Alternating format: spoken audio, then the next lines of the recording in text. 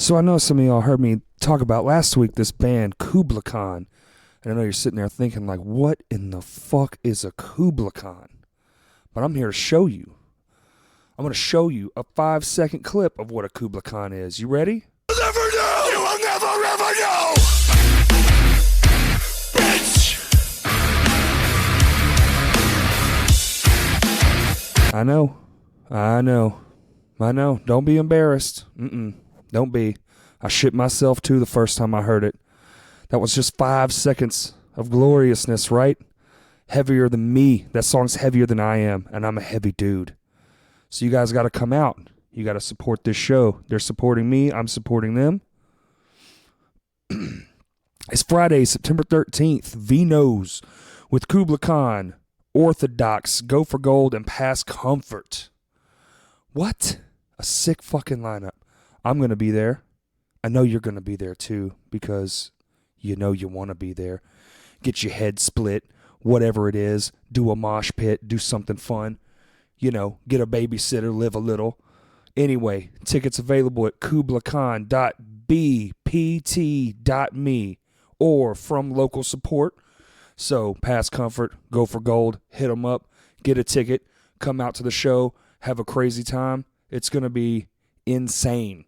It's at Vino's. It's an all-ages show, of course, and the ticket link I'll put in the little description down below of whatever you're listening to this on, so you can just tap and tap and tap until, boom, you got tickets now.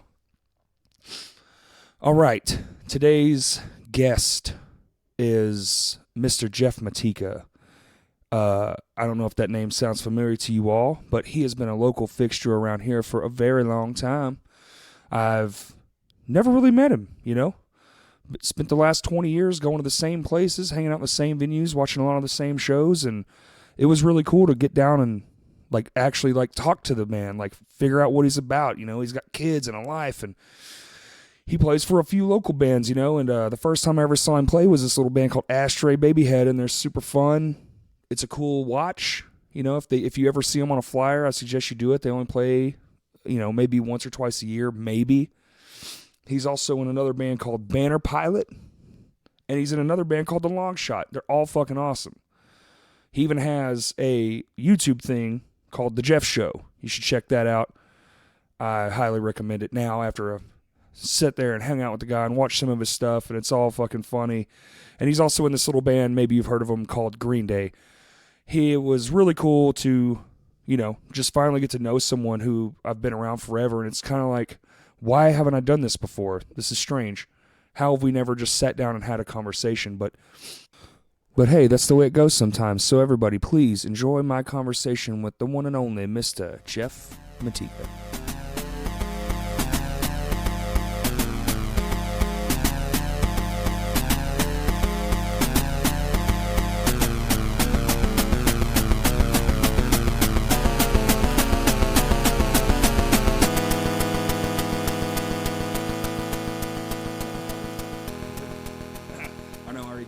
Start with this.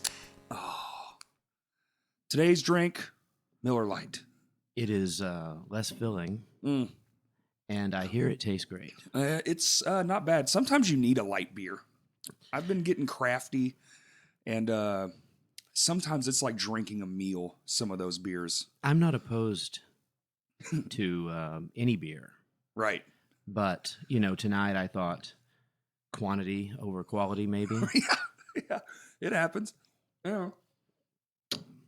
You know, Miller Lite, trusted. This will go a lot better if I've got a couple of beers in me, I bet. Right. So. I mean, I like to make it as relaxing as possible on my band art and my movie posters, and I try to create an environment for talking. This is nice. Yeah. I could talk. Yeah. Thanks for being here. That's my pleasure. Get that out of the way. The timing was a little suspect because of the rush hour and whatnot. Right. But this is what we had to do. Right. And that's my fault. We were supposed to do this yesterday, but I booked on a day where I forgot I was going to be in another state because I'm not keeping up with my stuff. We could have done this by phone, but then it wouldn't have been so... Yeah. Personal and point to point and more in the moment. On the phone feels sort of forced sometimes. And the movie posters and... and the whole Thursday in the Under Oath, who I saw yesterday Is that right? with Alice in Chains and Corn. I love Alice in Chains. It was phenomenal. Never been a Corn guy, but Yeah. I basically learned how to sing harmonies from listening to Alice in Chains. Really? With one of my first friends that I met when I moved to town years and years ago. I moved here in 91, and probably 93 or 4, I started playing with a guy named Scott Cook. Scott Cook. And who eventually became the singer with Ashtray Babyhead, Yeah. the band I was in for a few years in the late 90s. But we were both super into Alice in Chains at the time, and he was a better singer, so he always did the lead parts when Right. we would play the songs. So naturally, I had to okay, I'll do Jerry's parts. Yeah. And then I just became very comfortable in that role. Have you got to see him before? I have. Man, I never saw them with Lane. I've only seen them in the last few years. with but the new guy. yeah, who I thought was great. He was phenomenal. I mean, his stage presence, everything about him was on point. He sounds almost identical to him. With his own thing going on as well. I was saying to my friend as we were watching, I was like, it's like that, but like a little bit more soul. It's in like it's respectful of Mm-hmm. the guy that came before him Yes. while being kind of singular at the same time. Yeah. And then It was a tough job. That's a tough job. I don't want to fill his shoes at all. No. That's what we were talking about when they were done. And I was just like, dude, there's no way. There's no way I would want that job. As much as I would love to be on the big stage doing the rock and roll thing, I'll get there some other way. That just seems like so much pressure. Yeah, I don't think that I could do it. I don't think that it's been, guitar players get replaced, drummers get replaced. I mean, and it's not easy even in that situation in a big band when you're replacing a major character. But but the singer, that's the toughest one. It's the whole thing, really. I mean, in most bands, You take the voice away and Yes. it changes everything. That's why I wonder how the Queen thing is going to go down with I think they're about to tour, and I'm just like, I don't know about that. They've done this. I think they've done this before. They though, have. haven't they? Oh, I'm not sure. I thought this was the first time. I'm kind of out of the loop. I love Queen and Freddie Mercury and all that stuff, but I don't know. Yeah, I'm out of the loop as well. Yeah, I that's haven't too even seen the iconic. movie. Oh, it's good. I did see the movie. Remy Malik, I think's how you say his name. He is Freddie Mercury. It's amazing. They did a shot-for-shot recreation of the Live Aid performance. Uh-huh. Fantastic.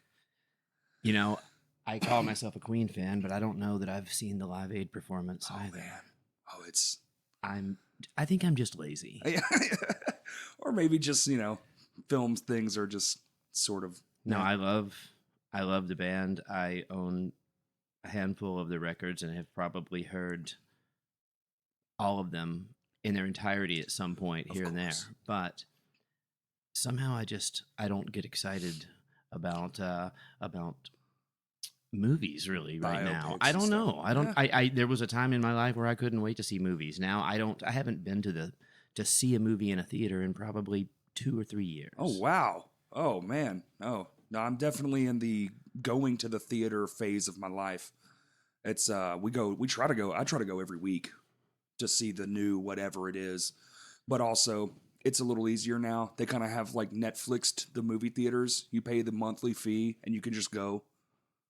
That's not bad. Yeah. Yeah, I think I went a lot more before I had kids. Ah, And even after the kids came along, I didn't even take them to kids' movies because that was something they did with my mom. It was the thing that she wanted to do. She loved it. She loved every part of it, buying the popcorn and being excited with them Yeah. and not caring at all about what she was seeing, just being there to be excited with them. right. So I haven't seen any kids' movies in the last 15 years either, but my kids have seen all of them. Yeah. The Toy Stories and the Pixars and the... Well, I've seen a few of those things like that we've picked up the DVD later on, Sure, but I sure. never saw any of that, in its first run. Right. Oh, well, fair enough. I mean, you like what you like, do what you do. So you moved here in 91, you said? I'm 91, From? Texarkana, Texas. Really? Oh, yeah. I'm from Dallas. couple of Texans. Couple of Texans. You know, Yeah, howdy. when I first moved here, I held on to some Texas pride for a long time. It's easy to do. I still have it. Growing up, you know, in Texarkana being like a border city, Mhm. our rival was Texarkana, Arkansas. So that was the high school rivalry Right. in like sports, which at the time seemed like a really big deal. Yeah. Oh yeah, of course. You know, and the worst thing that happened was, you know, somebody would come along and throw eggs at the other Vandalize the school or team. something. Yeah. I'm like, come on, Yeah. you know, how that's pretty harmless now. Oh, it's nothing now, I would assume. Yeah, in late 80s in Texarkana, there was a couple of weeks of the year where you couldn't buy eggs unless you were an adult. Really? Wow. Yeah, That's a easier times. yeah, much easier. Yeah, so I lived in Texarkana until I was going to leave right after high school, course. but I ended up sticking around a couple extra years and moved here in 91 with my high school girlfriend. Oh, That didn't really pan out, but I had met some people and just ended up staying. were you already a musician? I started playing guitar my senior year of high school. Me too. My stepfather, it's kind of an interesting story if you like sad stories. My stepfather was a good guy. Sure. He just didn't understand me at all. Very strict, 20-year military man. And he did not appreciate the posters I had of like Motley Crue and Rat on my walls. And so he would never let me have a guitar because he didn't want me to grow my hair out and wear makeup. Oh, right. And honestly, Yeah. that's all I wanted to do. Right. But he died my senior year of high school, and you know, against his wishes. But I'm saying it's. I felt a little bad, but not that bad because he Sure. didn't understand that I Yeah. really wanted a guitar. Yeah. I get it, man. So a couple of months later, I bought one, and I just didn't put it down for years. So when I moved to Little Rock 2 years later, I wouldn't call myself a musician, you know. yeah, for But sure. I wanted to pursue that and meet other people that were on the same level and try to start bands. And yeah, that's about the time I met Scott that we talked about earlier. Yeah. And then y'all formed. See, this is how I heard about you. Ashtray Babyhead, which, what a unique name all in itself. Is there any kind of insight to that name? I know I have a few friends listening that were massive fans, and they took me one time to see Ashtray Babyhead. I think it was a reunion show. This was We still play every Right. year or two just to have a fun get together. right. Yeah, y'all just did recently at Yeah. Whitewater. I Uh-huh, was yeah. totally there. It was fantastic. It was a lot of fun. It was great. But it's a lot of it seems like work when we get together and have to relearn these songs because we haven't thought about them in a year or two. Right. And you know, they're 20 years old, so the muscle memory's not completely there anymore. Yeah, I get that for sure. I just like, you know, I'm so far removed from them, but it is a lot of fun. Just not something that we can all do with our schedules all the time. Right. Yeah, I totally understand. We just did that hadn't played a show with this other band I was in for 4 years. And then it's like, yeah, let's do it. Oh my God. How am I going to? So I go back and dig through all my files. You know, luckily they're on a computer now. Times are a little different. Oh yeah. And then I can pull up the actual wave files and just listen to that track and be like, okay, I remember this part. I remember that part. Let's piece it together again.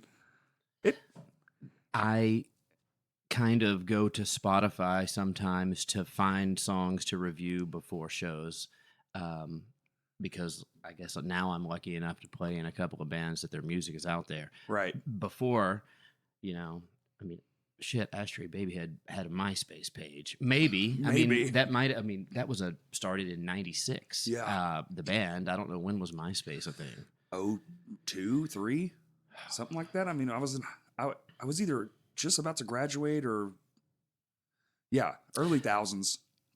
I remember going to Kinko's and, you know, piecing together little hard copy press kits and sending them to people Right with on. cassettes. Yeah. Like, please listen to us so we can call you and try to book a show. If we're near our phones because they're still attached to walls and cords. I heard the episode you did with Fletcher recently, and it hit so close to home. I bet, man. I just miss that whole era of the one. I feel like the 100% DIY era. Kids cutting out letters in magazines and taping them together like the original Photoshop, and then photocopying that as a flyer, and all those original kind of. I guess nostalgic at this point. Nobody's out there doing that anymore, I feel like. There was a period shortly after Fletcher left. He had been booking at Vino's for some period, and then he went back to Memphis. Right. So I was kind of filling in at Vino's, and I had to physically be in the office upstairs to answer the phone because that's the way we dealt with the bands and the other promoters and booking agents. Just so wildly different. And not knowing, like, I would have fear of, because now if somebody breaks down or something happens, or even the night before, if they just know they're going to be late, you have some leeway. But I can't imagine when a band broke down in the middle of God's country and there's no phone for miles and miles, and you might not even know that they're not coming till they're not there. And that was pretty rare. Yeah. I don't, but it did happen. I mean, it happens now. People have problems on the road. I can count the number. Well, it would take me more than the digits I have to count the times that I've been broken down on the side of the road with a van loaded with gear. Yeah. On the way to a show or driving, back home from a show. But luckily, man, I can't stop talking about Scott Cook. But that guy, that's fine. Was he could get out of the car and take his belt off and use it to fix something. He was one of those MacGyver-y kind of guys. Mm-hmm. We got to change the subject because he's going to think I'm into him.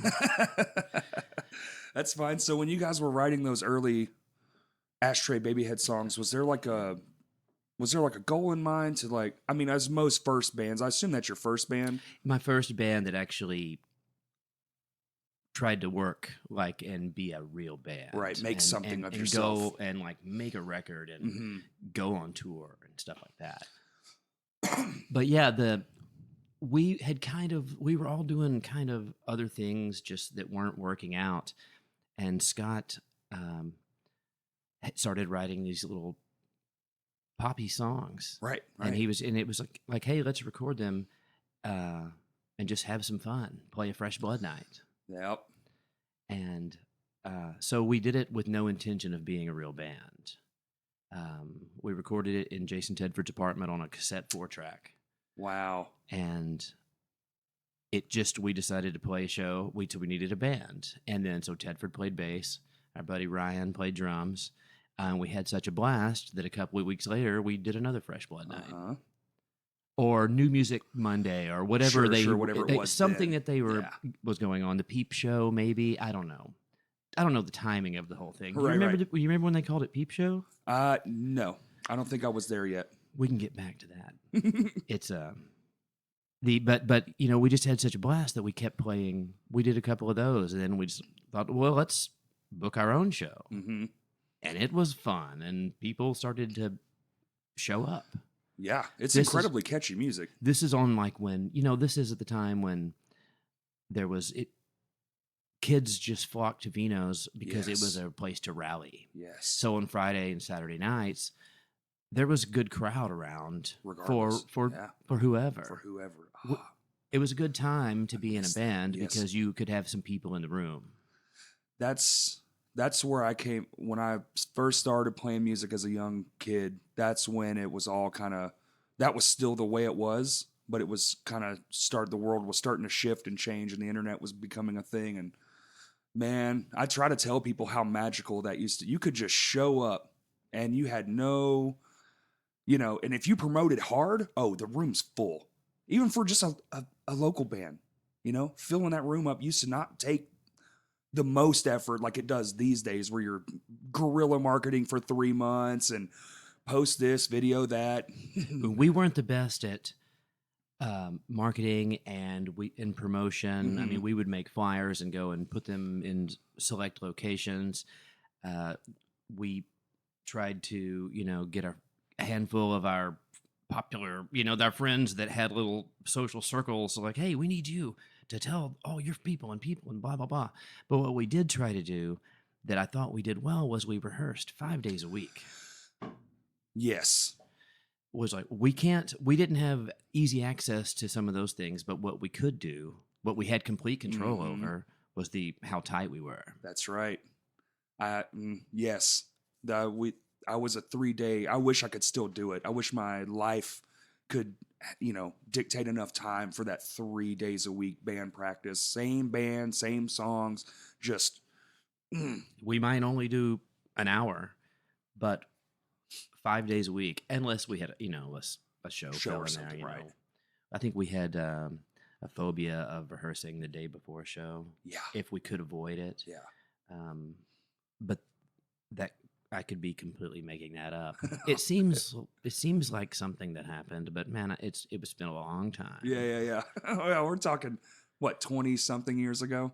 Yeah, 23 years ago. 23 years ago. Man, Yeah, that's a whole lifetime for That's some people. When we recorded the first thing was 96. So that's when, just the Fresh Bloods or the Peep shows. Yeah, let's talk about Peep Show. This is new to me. There was a time when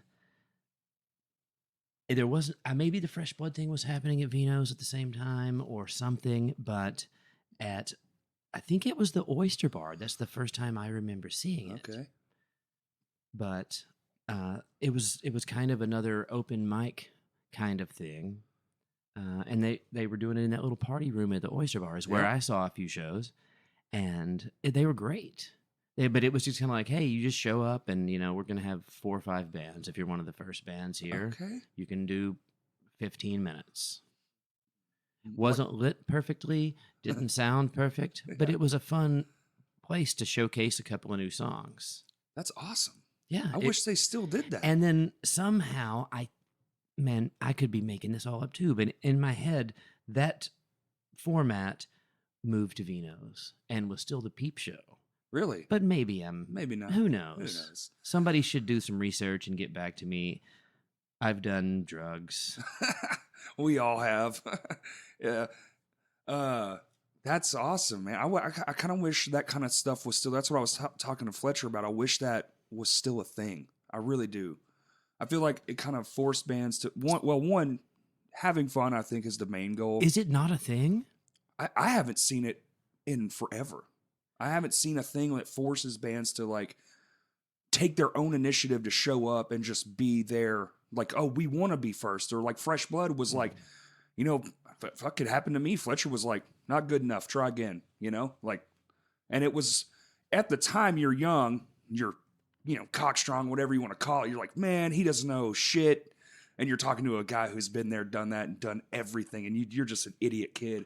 But it really riles you up and it really makes you focus and tighten up and just be better and do better. And I know it's not the way things are done anymore, but I kind of wish it was still a little. I don't even know how things are done anymore. Really? That's how out of the loop I am. Just out of the loop. I think now, man, you get booked. I haven't had any I haven't been working in any project in years where I've been the one trying to deal with right the booking and the scheduling and things like that. I mean, so I really don't know what it's like to be a promoter these days. I just remember how amazingly difficult it was to put together things to take to the post office. Yeah. Oh my God. And now you just hop on a computer, type it up, and hit send. Boop. Right from your it's cell phone. And it's far better for everyone. Yes. Yeah. The recipient is grateful that they didn't have to sort through your trash most of the time. I'm not saying that bands are trash, but well, sometimes they are. I would say can't all be winners. There's a lot of bands that are working hard and ready to be out there. There's a lot of bands who want to be out there who may not necessarily be ready. And as a, like in the instance where I was working at Vino's and physical press kits were showing up, I spent a lot of time listening to things. Oh, I bet. And then they're like, wow, this band is great. Too bad they're not available when we, for this, To that, and work the it other, out. this will never work scheduling wise. We have to fill it up. Oh, these guys are not ready, but it's available. it's available. Yeah. I feel like That's so sad. I feel like the amount of no's have probably increased, but that's simply because there's just more humans alive on the planet, and there's more people in bands probably than ever before, if I had to guess. Just numbers, You can write and record. I mean, well, the writing part's difficult. Yeah. But the recording part, you can record things in your home. Yeah. On that your cell phone. That sound great. Yeah. So that first stuff that we did was on a 4-track cassette recorder. Right. And I can do far cleaner recordings, on my phone now. Yeah. It's mind-boggling. How Well, I can't do it. Right. I'm not that smart, but somebody can do it. I've heard it. Lots of kids now have this crazy advantage, and I'm bad about that, being behind the curve a little. And it's just like, man, I really should have paid more attention to that, because when I was coming up, we still used 4-track recorders, but they were digital 4-track recorders. They weren't the tape ones. And it was a Foztex, little red. All right, hold these 4 buttons down and bounce your drums, because you used all 4 channels for your drums into one, and now you have 3 usable channels for your guitars and vocals. Yeah, a couple of weeks ago, I got excited about this little digital 8-track recorder. It's the size of a shoe or something. It's not that big, but thinner. Yeah. I miss the size of a big flip flop. How about that? Yeah. Which I would never wear. No.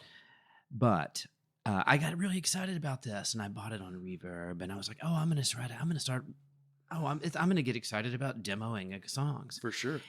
After about 2 days with it, I was like, "Why did I do this?" It's more difficult than doing it on my computer through this interface that I've already got. That I don't know how to do one. Why do I want to learn another? And like a backward step. Yeah, almost. It's like I've got over here. I can do 1,000,000 tracks if I had them in me, Right. or I can do 8 and start bouncing like a caveman. There you go.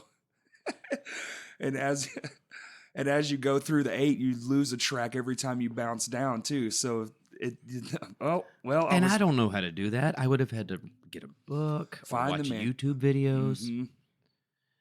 I find myself doing that a lot. YouTube videos Yes. are the way to go for learning stuff, I think now. I mean, it's been a long time since I've gathered something from a written manual. Yeah. Because my first instinct is to go to YouTube and watch somebody do it. That's it. I don't even go to Google anymore. YouTube is my Google. Mm-hmm. Like, my whatever broke, let me YouTube it. There's guaranteed 1,000 videos of, here's how you fix that. My buddy came and, redid my carburetor once. I say redid because I don't know anything about cars. Sure. Or Vespas in this case, because he came and rebuilt the carburetor for my Vespa. And when he showed up, I said, "Do you know how to do this?" And he said, "I just watched a video on YouTube and it didn't look that difficult."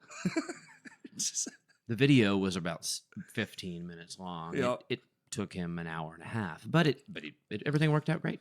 Awesome. I mean, used to, it was just like, maybe let's put it on here and try. We'll see what happens. Hopefully it doesn't catch on fire. That's the best. I was able to fix a garbage disposal once from watching a YouTube video. That's actually impressive, because I would just throw that away. All I had to do, I just had to turn a screwdriver like a little. Oh. But who knew? Not me. Yeah. Yeah, I don't know anything about garbage disposals. I don't want to. Yeah. Well, now you know a little. Well, I know the first thing to try. You're right. Yeah. If the button doesn't work, twist the thing. There's a little thing now you can kind of crank around a little bit okay. and try to Right. manually get things back in order. Oh, like a declunker or something, like it spins the blade. Yeah. Okay, that makes sense. Okay, fair enough. Something like that. So, as you guys were going along, I assume you started picking up steam. Ashtray? Mm-hmm. Yeah, we after we put that first, Barry Pointer recorded the record, and we were super proud of that. He was the man. Yes. I mean, he still is. Yes. He's great. He's still recording great stuff. But at that time, in this town, to have Barry record you meant you were going to have a super professional sounding, the best possible scenario sounding record. Yes. It was still up to you to have the songs, Right. And we were okay with the songs. I'm looking back now. There's parts of me that really loves the vibe, but I kind of find some of it hokey. But it's just, I don't know. It's your own take. I'm too and connected back. to Right. it. Exactly. But I still appreciate the feeling of doing it so much. And we started playing regionally with Dallas. We'd go to Dallas and we met the guys from Hagfish. Okay. A few other bands.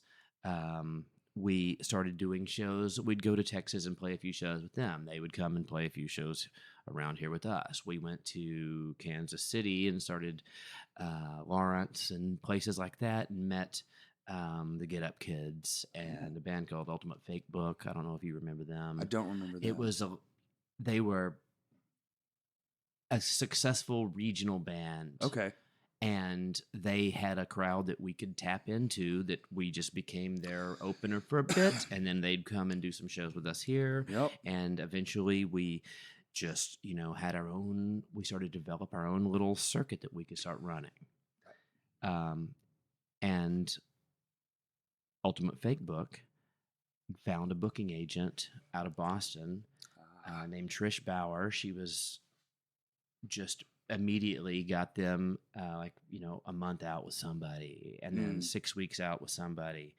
And we were like, oh, that's what we need. Yeah. It's like, that's so much better than rolling the dice. Yes.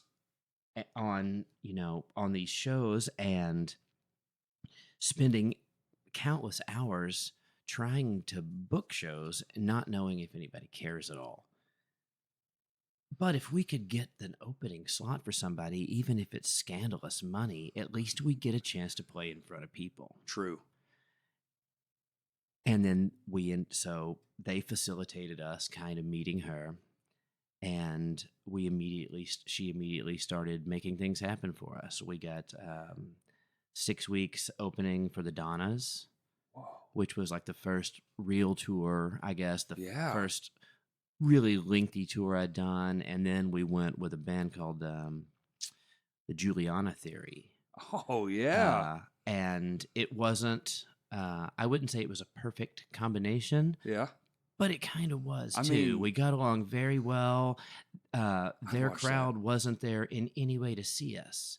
But we ended up, it was successful. Play well and let them We did some shows with a band from Knoxville called Super Drag, which is still to this day one of my top 10 favorite bands of all time. Really? What's their name? Super Drag. Super Drag.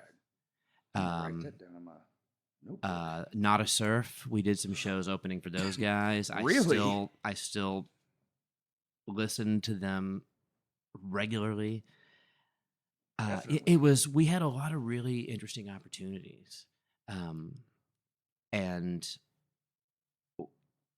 I think it was because, like I said, back to, long time ago, we weren't the best at promoting ourselves, but we worked really hard at sounding the Really best we good. could sound. Right. And then we were able to use the connections we made to make friends and to build our tiny little empire, I guess. Right. Yeah. At some point, it just became less than fun for me. Right. And I kind of turned into a job. Yeah, I just but I quit the band the same time the drummer did. We were just kind of burned, and going on, $100 a night to split for the band. Yeah. Isn't, you can't go. It's hard to go on the road for 6 weeks and come home and, everybody takes 7,500, 200 maybe. Yeah. Who knows? He had a great merch thing, but the expenses of just being out there didn't add up. Right. I'm like, I can't do this anymore. Yeah. It's been great. I'll play shows until you find somebody else. Okay. And the drummer said the same thing around the end, but it didn't take long before they found a couple of guys from Nashville who just started being commuters. Really? Yeah. And that's when they did a record called The Kicks. Yes. We actually, we kind of, we might have played some of those. I think we played as The Kicks together, opening for the Donnas. But that kind of became the transitional period. And so I don't really, even though I played some shows in the Kicks, I don't really feel like I was ever in the Kicks. I feel like I was an Ashtray Babyhead.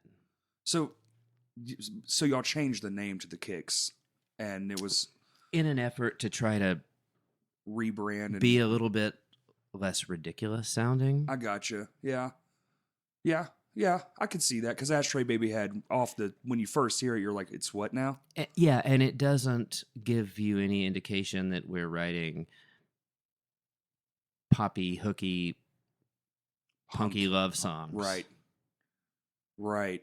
Yeah, I could see. And the Kicks kind of fell in line with the similar styles of the time.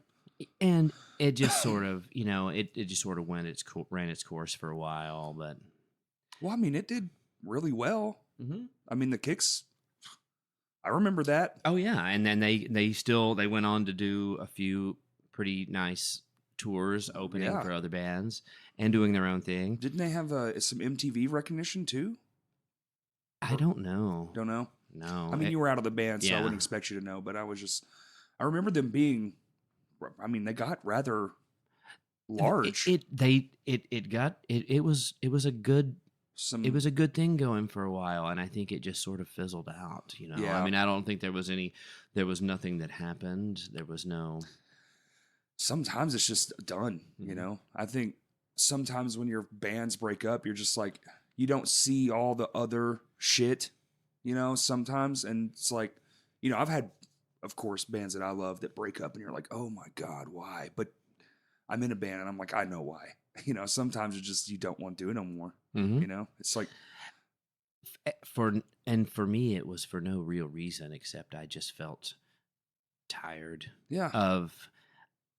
Of sleeping. I mean, sleeping on floors is great, right? And it's fun when you're out there with your buddies and everybody's doing it and you're playing shows. Yeah. But then when you come home and you're a couple of months behind on bills, it starts to make you think, am I making the best decision? Yeah.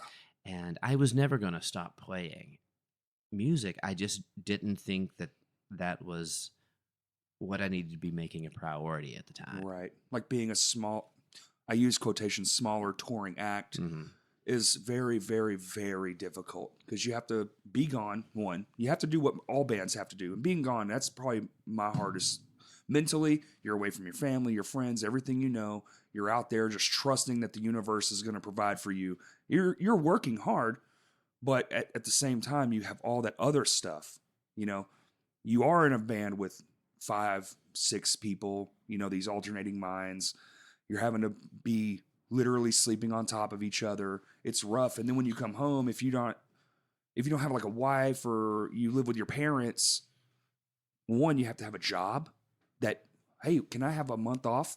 No, you can't, Going on tour is not as glamorous as I think a lot of people think it is. And being on tour for me now is far different than it was then. But even then, it's still it's like, what do I do most is wait. Yeah. Hurry up and wait. Yeah, I'm pinned here for 3 hours. Mm-hmm. Okay, now I'm in the van for 8 hours. Yeah. Or, this, that, and the other to finally play it for 45 minutes.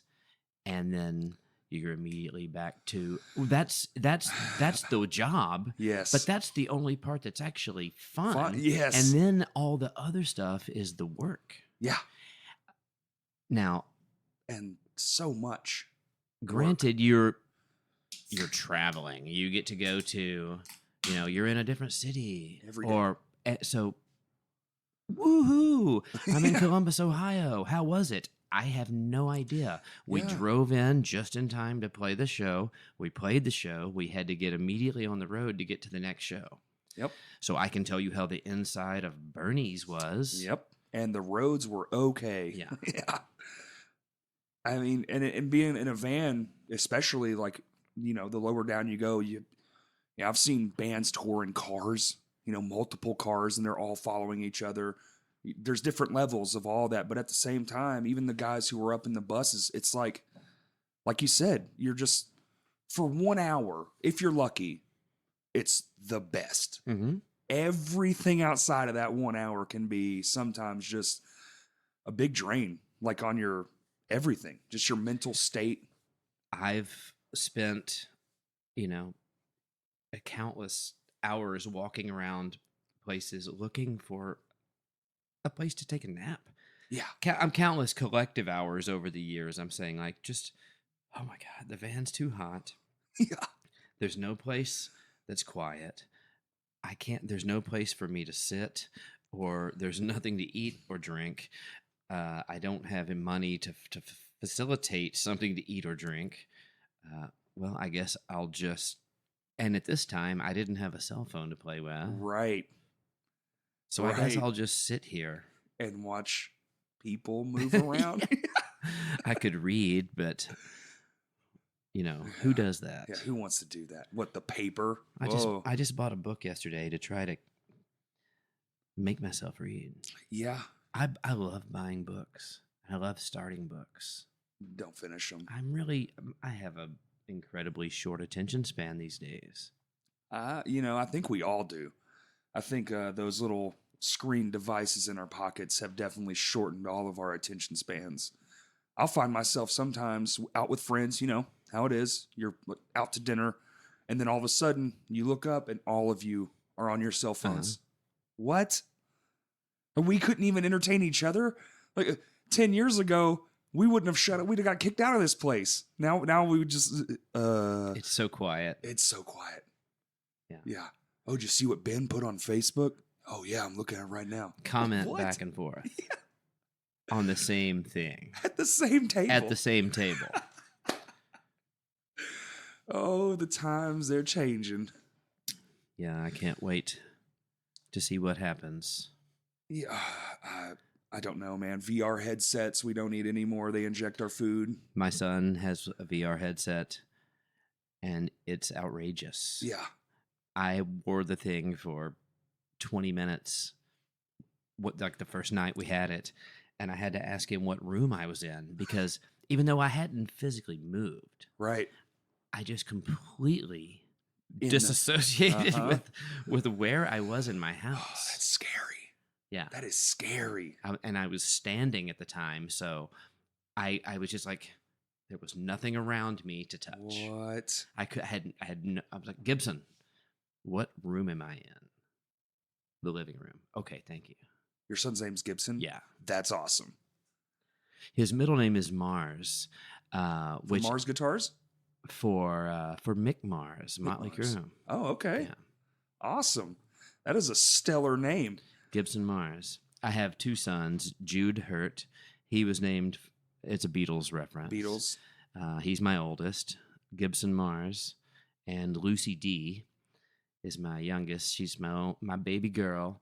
And the D was because my favorite guitarist, the person who I cannot play a thing like because he's too good, but the guitar player from Rat, Oh, okay. lead guy was Warren DeMartini. Mm-hmm.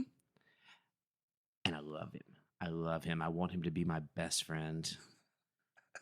We could have so much fun. We could take trips together. We could get bunk beds or something. It would be awesome. Totally. But with my last name being Matika, I was like, if her name is Lucy DeMatika, it sounds a little like Warren DeMartini. There you go. That's as close as I can get. Right, right. So And she can be your best friend forever. she's my best friend. That's awesome. But she doesn't shred guitars. How old is she? She's 11. She could start. I see 9-year-olds on YouTube that are Oh, I know. mind-boggling I know. good. She's she's smart enough to do anything and learn and master anything she wants. But she's grown up with drums and guitars and Her whole basses life, and multiple things to get her hands on. No interest. No interest at all. But she carries a sketchbook with her everywhere she Okay. goes. She never stops drawing. Do you feel, I mean, you have kids. I don't have kids, but all my friends have kids, and they're all around those same ages.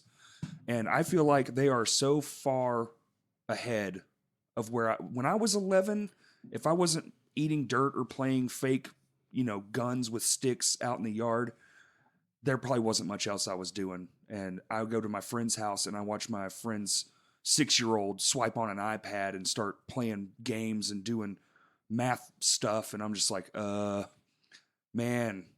My kids are smarter than me. I don't think I'm a dumb guy. I don't think I'm a super intelligent guy.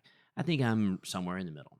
My kids are so much smarter than me right That's now. what I'm saying. And they're 15, almost, basically 15, 13, 11. Do they tell you stuff that you're like, oh, I had a friend's daughter tell me, I told her something. She goes, yeah, I don't think that's right. And I was like, oh, dear God. Yeah. And then I had to question.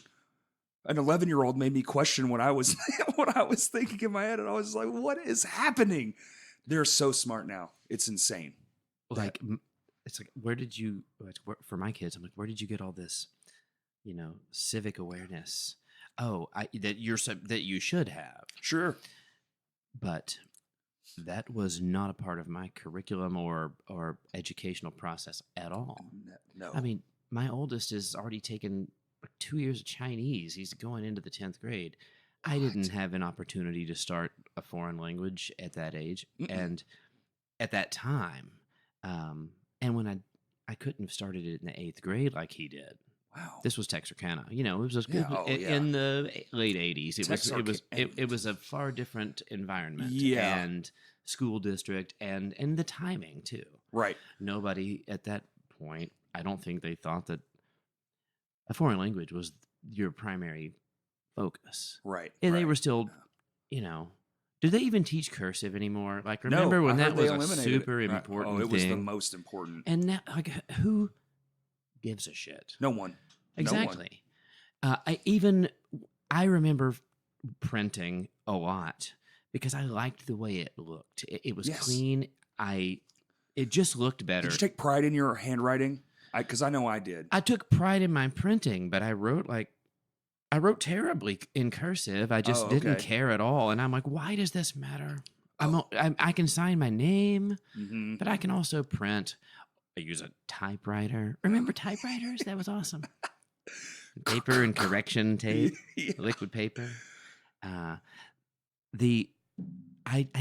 don't know. Like, some of that stuff became irrelevant, and they replaced it now with actual important things. Yeah.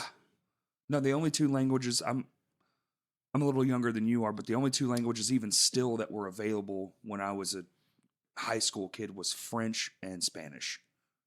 And that was it. My school was a little bit bigger. My high school, you couldn't start this stuff until 9th grade, but we had Spanish, French, German, and Latin. And I took Latin for 3 years in high school because at that point, I wanted to be a musician. That's what I wanted, but I had no idea how to make that pan out. I was in a small town and I didn't own a guitar. Right.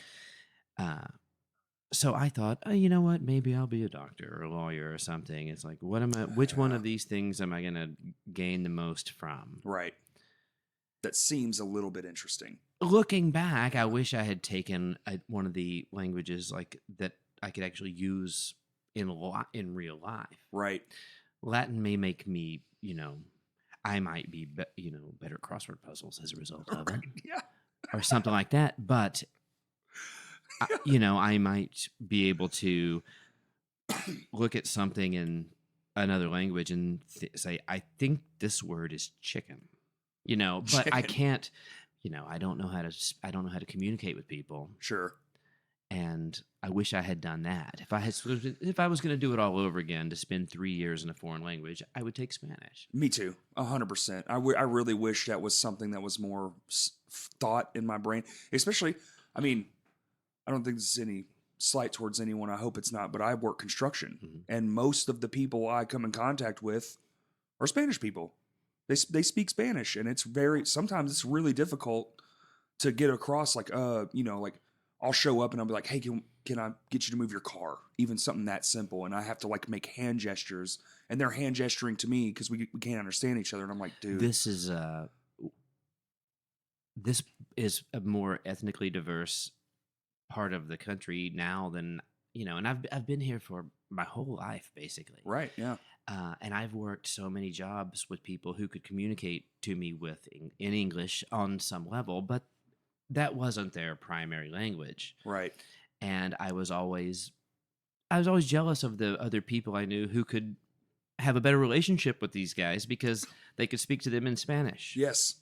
I'm like, oh man, I really missed out on something. I feel the same way. I do. And there's a lot of Spanish speaking. I mean, the Spanish speaking population around here is, it's pretty big. Oh, it's growing. Yeah. Oh, yeah. No, it's like seriously. I would say 50% of the people I am in contact with in my day to day, my normal 9 to 5 job, are Spanish speaking people, and some don't speak any English, and there's barriers for sure. Mm-hmm. But some speak both fluently, and I'll get them to teach me things, usually swear words. Like, what's a funny thing I can say? Right. It's to like help. Like, when how can I build a bridge between me and this guy so we become friends? Yeah. What's a funny thing I can say that will, if I meet someone that we're having you know how it is, like if we're having trouble communicating, what's something funny I can say just to break the ice or whatever there might be. It's fun though. I enjoy the challenge of it. I am almost at this point in my life, I'm uncomfortable sort of trying to learn language because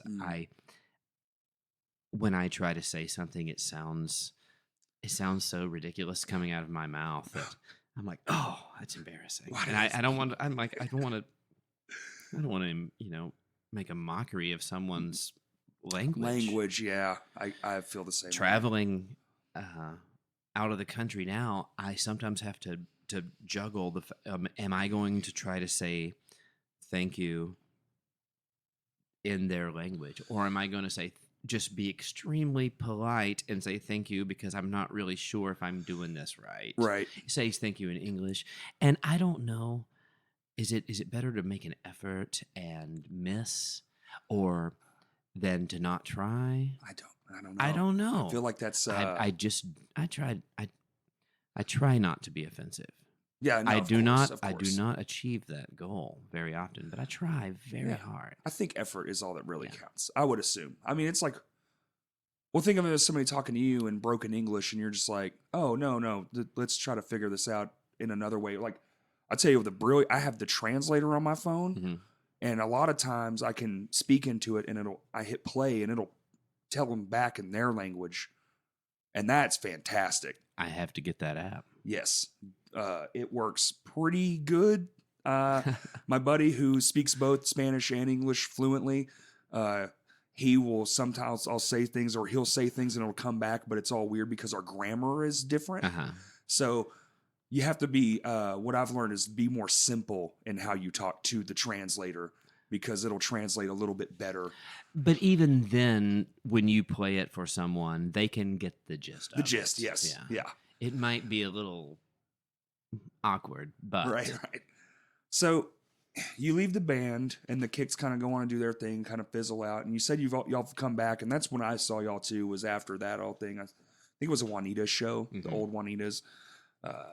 Some friends of mine were like, "Dude, you got to come see this band, Ashtray Babyhead. They're the okay." And it was super fun. I had a great time. Young me. Old Juanitas was a special place, right? I miss it all the time.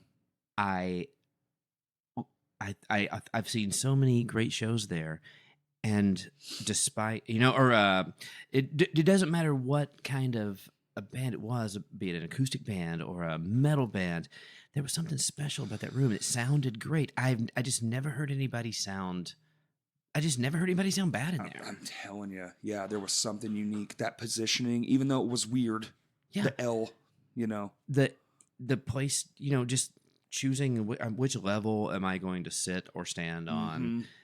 It was an awkward room, It was awkward, but it was amazingly beautiful, right? you know. And Dave, the sound guy, I mean, Dave Barnett was so amazing. He would, every time we would, Ashtray Babyhead would play there, he would like, let me get, Scott, let me get your guitar. Jeff, let me get your guitar. Jason, let me get a little bit of that bass. It was like that joke was funny the first 2-3 times, yeah, and now it's not funny. And then by the 12th time, it was insanely funny. right. It's just like because he just wasn't gonna stop. He doing wasn't it. going to stop. No. That man is I could only hope to have him on here someday. I always talk about him, and my younger friends don't even know because, you know, that version of Juanitas has been gone for years now. And anyone coming up would never even know, like, the greatness that was Dave and those monitor mixes. It was truly. I will see him at Kroger or something like that Right. from time to time, just oddly bump into him somewhere, but it's, you know, not that often. Right. I don't know what he does with himself. I heard he was working for, like, the forest department or something. Like, I'm pretty sure he's got cats. We always had a lot of talk about conversation about what his cats were up to. He's a good cat dad. yeah, for sure. And it seems, you know, it seems pretty obvious. Yeah. I don't know, man. I have a lot of great Sorry, memories in Dave. that room. Yeah, for sure. I have a phenomenal history with that building, and now I go there and it's something else now, and I always forget the name. South on Main. South on Main, and the stage is centered now, and you can see where the old stage used to be, and I just kind of like, I got kicked out of there once. Did you? Yeah. Out of South on Main? Yeah, and I don't get kicked out of places. Interesting. Yeah, it's a fun one. Yeah. Would you like to hear about it? I would love to hear about that. How did you manage to pull that off? Oh, wow. New Year's Eve, a couple of maybe 5 or 6 years ago, Mm-hmm. they had Amasa Hines doing the New Year's Eve show, you know. Right. Yeah. And I didn't buy tickets because it had sold out really quickly. And I'm like, oh, whatever. But it was right by my house. And I was just like, man, that'd be perfect if I could go there. I had booked a few shows for them just a couple of months before, just a couple of regional shows. I just helped them facilitate a couple of things. Right. And talked to Judson, the guitar player, the afternoon of like New Year's Eve, and he asked me, was I coming? And I said, no, I had never gotten a ticket. And he goes, oh, I'll put you on the guest list. I'm like, great. I'm going to go out to my friend's party, keep it real, you know, not get obliterated, then go to South on Main, have some fun there. It's so close to my house that in the event that I need to walk home, I'm just a few blocks away. Perfect. It was the band, oh man, the band sounded great. Yeah. It was a madhouse in there. It was, I don't know if it was understaffed or if it was just a crazy, crazy night. Maybe they just weren't ready. I waited 30 minutes at the bar or so, and then for a beer, and then kind of got berated because I ordered, guess what, Miller Lite. Like, we don't have Miller Lite. I think they have Miller Lite now, which is weird, but at the time they didn't. It was, you know, They're a little fancy. Super uncool to have that. Right. I think what I'm doing right now is digging a hole to where I'm never going to be able to go back to that place again. But who gives a shit, right? So I waited at the bar for a long time, and Angie, my ex-wife, was with me, and she had gotten, I had 2 beers and a shot of tequila for her, no lime. So I was trying to get the bartender's attention to get a lime. Okay. But I was completely off the radar at this point. Mm-hmm. And so I asked the hostess, who was standing there doing nothing, I said, would you mind getting me, reaching just right up there and grabbing a lime for me? I don't care if you touch it. I don't want to do it myself. Right. And she told me basically that wasn't her job. So I went and sat back down at the table and then turned and looked over, and the hostess and one of the servers were on their phones. Phone. So I took a picture of them Oh no. and went on Twitter. I didn't realize that social media things happened in real time. Oh yeah. But I was just frustrated in the moment, and I was Yep. trying to be kind of a dick, I guess. But I put the picture on Twitter and said, "Hey, thanks for booking a great show. Too bad the service sucks. Oh no. Tell these girls to get off their phone." Yeah. And about 30 seconds Almost later, I had a instantly, yeah. tap on my shoulder. And it was like, "Hey, are you Matika?" I'm like, "Yeah." It's like, "I don't appreciate your tweet." And I was just like, "What?" Like this is happening like in real life time. Is this my life right now? And Yeah. so I was told to leave and never to come back, blah, blah, blah. I'm still blocked from their Twitter, but I have been back. yeah. And if it's always been fantastic. Yeah. But that one night Just that one thing. got really weird, out of control. I've seen some super fun shows there recently. I've seen saw Adam Fawcett there several months back, and Color Design, which I love. They're Color Design. super good. I saw Brett Campbell do some of his electronic kind of science project. Mm-hmm. Oh my God. Just like gets up there and just makes atmosphere and noise and Like just to the point where like I don't know if I'm starting to have some flashback here, or if I am getting super into it, or if I even understand it. Okay. And then Adam Fawcett, who was there watching, looks at me and basically says something. Don't quote me, but it was something to the effect of, "If this doesn't make you want to do some serious crimes, then you don't have a soul." That's a solid quote. Yeah. Now that's not exactly what he was to the said, but it was effect of, something to the yeah. effect of, he's basically like, this is making me feel a certain way. Man, I need to check that out. He said, who was it? The singer for Paul Bearer. Oh, okay. Yeah. He's got his own little thing going. And he's playing. Which shout out to Paul Bearer for their new found. Oh man. Yeah. Did you try the Legend? I haven't had it. Oh, I wish I would have had some. Listen, I love Paul Bearer. I've been a fan since the beginning. In fact, Mark, the drummer, is dating my ex-wife, and has been for a while. We all get along very well. Well, that's actually good. The three of us went to the Justin Timberlake concert together. Oh my goodness! Just the three of us. It was. Oh, actually, they brought a third. Okay, but I bugged out a little early because I felt like I was on a date with them. For sure. Okay. Even though I got them the tickets. Right. But I didn't really get them the tickets. I had a friend who was part of the crew. Okay. Yeah. And he was like, "Well, I want to hang out with you." It's like, "Hey, come to the show. I'll get you and a few extra." Right. So I couldn't find anybody at the last minute that wanted to go. So I asked Angie if I'm like, "Do you know anybody that wants to go?" And she's like, "Actually, I think Mark wants to go, and just to see the spectacle." Sure, of course. The production value alone has to be worth the money. I'm like, okay, well, let's do that. Right? Yeah. Sure. It was a blast. I'm sure it was actually.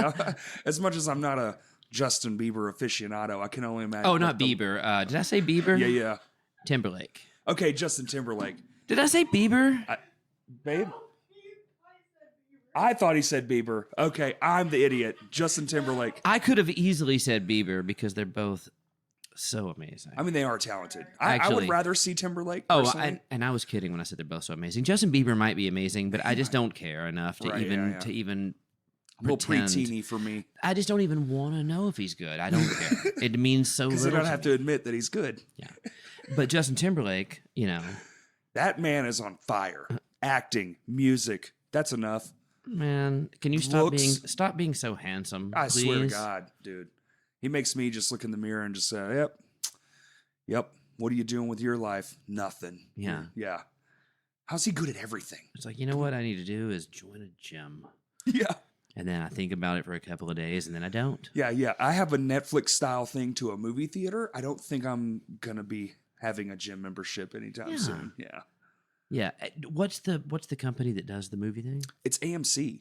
Okay, well, there was somebody else that did it on like an Movie Pass. Movie Pass. Yeah, that thing kind of went by the wayside, right? They were losing lots of money, and then all their investors backed out, so they're no longer a. Yeah, I have a friend who did that for a while and was all about it. Went to tons of movies. Movie Pass was cool because you could go to any theater. Mm-hmm. That one, but AMC is just AMC, which kind of is whatever for Arkansas because our AMC is very small, and they only show the big ones. Who's the other theater? I mean, what's the other company that does No one movies now. here? Oh, Cinemark. Cinemark. And did they have their own program? No. We'll see. I don't think they have to. They bought Rave and Tinseltown, and they own everything. They're like the juggernaut movie company now. So I don't think they care enough. I feel like AMC, other places, is big and fine. Like I go to Dallas, I was just there, and their AMCs are massive. 30 screenplex or whatever, and here it's like, we got 7. The theater I went to as a kid had 2. 2, yeah. Yeah. I mean, it was in a tiny strip mall. You wouldn't even realize it was a theater. Right. So, but I saw Star Wars there. That's pretty awesome. 77. Wow. So you saw when it came out. Mm-hmm.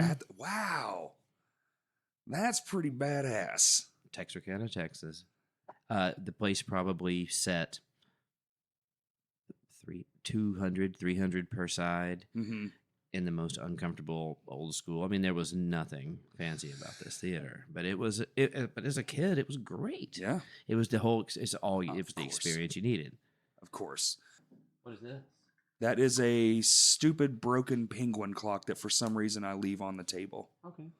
I don't know why, but I think it's cute-ish. Does it? I mean, He's supposed to move. But what's the clock part? Oh, up on top. Little screen there. Yeah. Oh, okay. Yeah. It's just, desk accoutrement. So where should we go from here? I have I was kind of interested in the time between.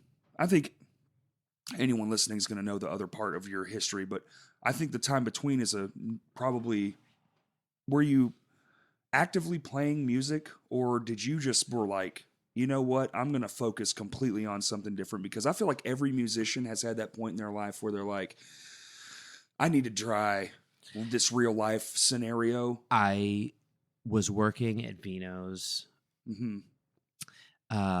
during the entire Ashtray Babyhead phase. Okay. For the most part. I would say, yeah, I think I started both things virtually the same time. Right. And then I just became more of a present fixture there. And just working more, trying to make money. Jude came along in 2004. Okay.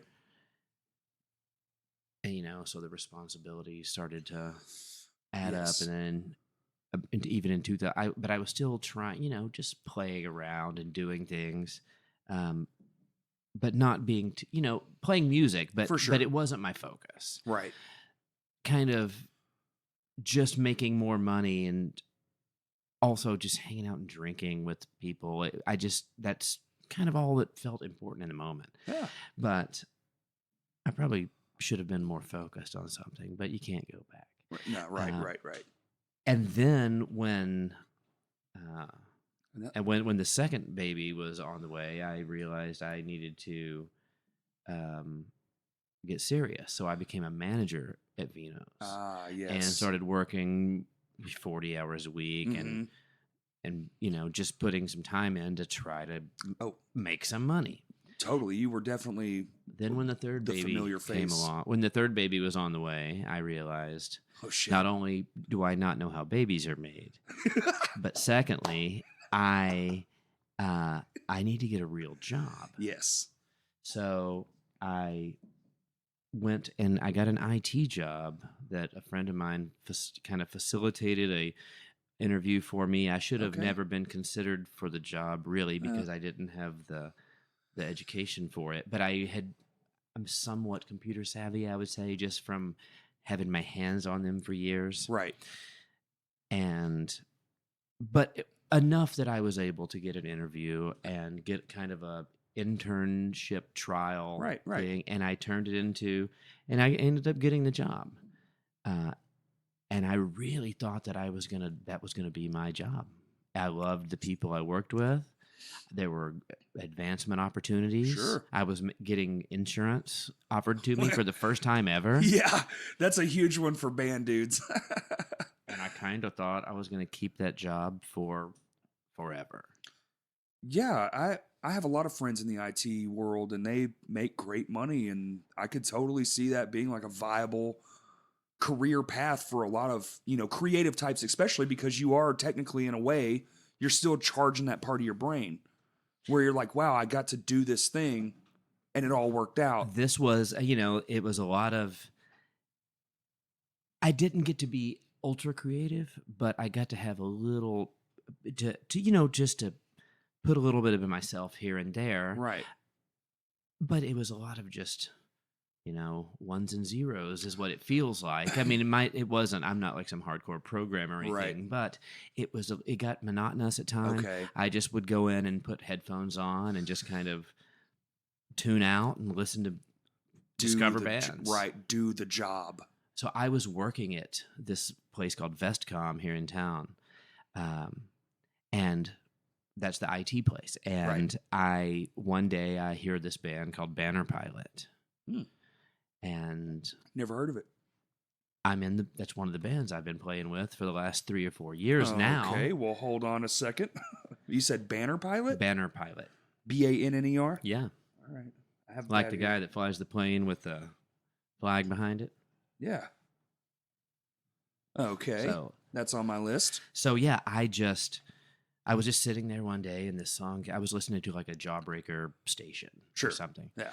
And they come on and I'm like, oh man, this is great. So I went home at lunch and downloaded the record and because I was listening to Pandora or something. Sure. But I downloaded their whole record, put it on a flash drive, went back to work, put it on my work computer, and listened to it just relentlessly. But I caught them at a time in their album cycle to where they put a new record out like a month later. I'm like, yes, this is great. I just discovered this band and I love them and I already have new material. That's the best scenario for finding a new band. So I started following them on Facebook and, just keeping up with them. Mm-hmm. And then they put out, a couple of years later, they put out another record, followed shortly thereafter by some Facebook message about how their guitar player was leaving. And if anybody wants to come up and audition, here's the stipulations. You have to be good enough to play their songs. Then it said you don't have to be good at guitar. You just have to be good enough to play these songs, which I thought was like immediately. I'm like, okay, yeah, these guys are funny. It says number 2, you must be able to travel. And then they went on to say that they don't play that often, but occasionally you need to be able to go without any, anything holding you back, I guess. Right.